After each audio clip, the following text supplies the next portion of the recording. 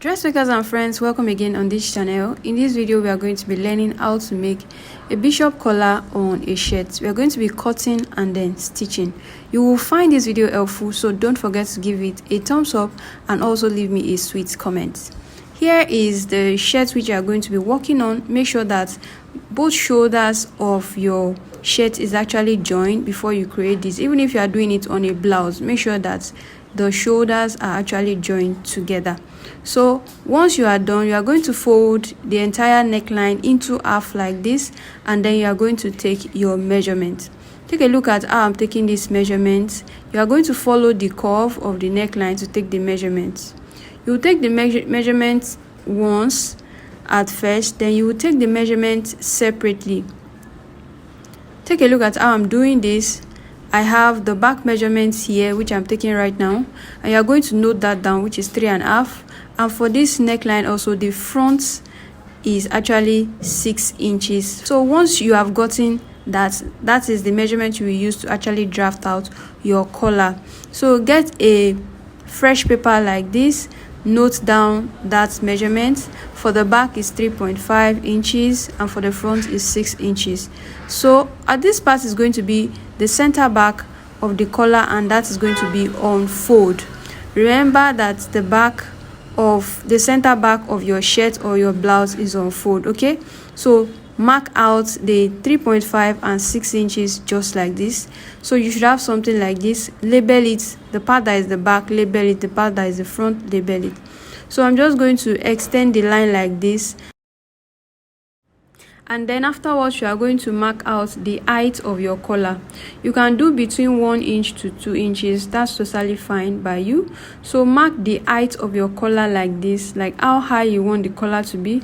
Mark it across from the back to the front just like that. Okay, so I'm just going to square it across just like this, and once you have been able to get a rectangle like this, you can now go ahead to cut. Okay, so after this, now at this corner where you see the scissors, which is going to be like the center front corner, you are going to come in. That is if you want that curve that is usually in front of the bishop collar. Okay, so come in to get that curve, come in by ½ inch.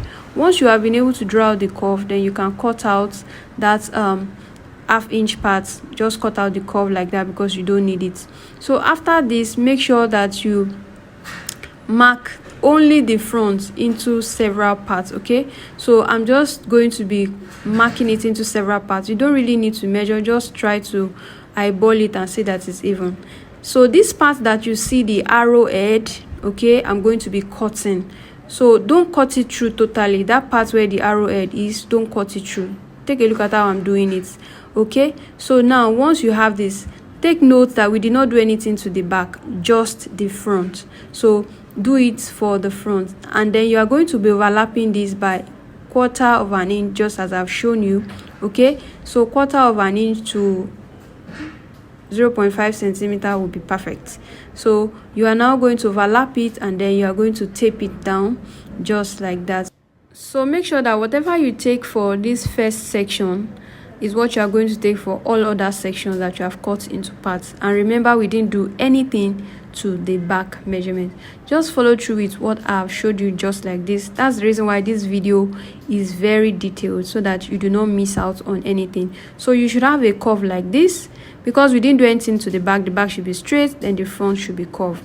Place it over your fabric which you are going to be using to cut the collar just like this, and then add your seam allowance, and then you cut. Remember, the center back has to be on fold. If you take a look at mine, which you are seeing right now on my table, that center back is on fold. Notch the center back as well as the shoulder in between the front and the back, so that when you are sewing it to the shoulders, you will know that that part has to meet up with your shoulder. After that, go ahead to add your interfacing. You can add your paper stay, or you add a collar stay if you want something that is much more stiffened. Now pin everything together just like this, and this part which we actually draw out our curve, that is going to be like the up. The other part is going to be the part where we are going to be sewing to the shirt. Okay, so go ahead to pin everything together like this, and then you take out the seam allowance that you added when you were cutting it on the pattern. You will sew it just like this. So from here like this now, so you will sew it all the way. Take a look at how you're going to sew it like this, okay, just as I've pinned it. So now once you want to sew, take a look at how I'm going to flip this part in. So flip this part in like this. This will help your collar to actually sit in nicely and rest in nicely. I'm sure you just saw what I just did there. Can you see? Just flip it in. The ½ inch that you want to use to sew it is what you will flip in, and then you just go ahead to sew the rest. When you get to the other end, do the same thing. So after you are done, you are going to notch it properly, like notch it all around, especially those curved parts. Most of the collar is even curved, so make sure you notch.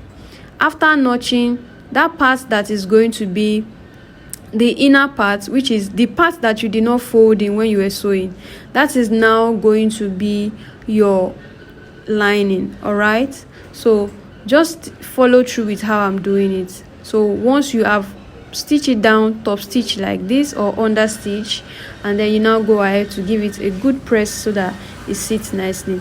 So you can see that when I'm pressing, that part that I folded in when I'm sewing it, I actually press that in. That would help installing the collar on the shirt very easy. Ensure that you follow all of these guidelines which I'm giving you. It will make your sewing really easy, and it will make the entire collar process really easy. If you have found this video helpful up to now, don't forget to give it a thumbs up and also leave me a sweet comment. Next thing, ensure that all of your notch meets with the same part that it should meet with. Make sure that the knot in between the front and the back on the collar meets with the shoulder, and make sure the center back of your collar meets with the center back of your shirt. Okay, so after you ensure that everything meets like this, it just has to meet. Since your cutting and the drafting is perfect, everything would meet equally. Now you come to sew. You sew this inside out. Remember that when you were pinning it, you have to pin it on the wrong side. Pin the collar to the wrong side, so that by the time you flip it, it will come out to the right side. Have that in mind. So sew it all down. Can you see? So now here is the right side. So first of all, sew it from the wrong side, and then sew down from the right side. I'm sure you understand what I just showed you. So pin this all around now. Remember, this is the right side now, so you have to take your time to pin everything.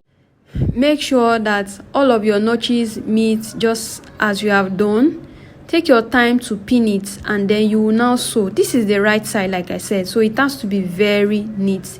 Take your time. You don't need to rush on your sewing machine. Sew it gently, okay? Just sew it gently. Don't forget to back stitch the beginning of your stitch, like I always tell you, okay? So now you sew gently, and then you keep sewing. Sew it very close to the end of that fold. This crease that the pressing has given us makes it really easy, so don't skip that step. By the time you are done with your collar, you should have something that looks like this. All right, so after this, go ahead to take out all of your hanging thread. Take out all of your pin as well, and that's it. It's just as easy as that to sew in a collar. Now here is the final look of our collar. I hope you have found this video helpful. Don't forget to give it a thumbs up, leave me a sweet comment, and then I'll see you again in this next sewing tutorial.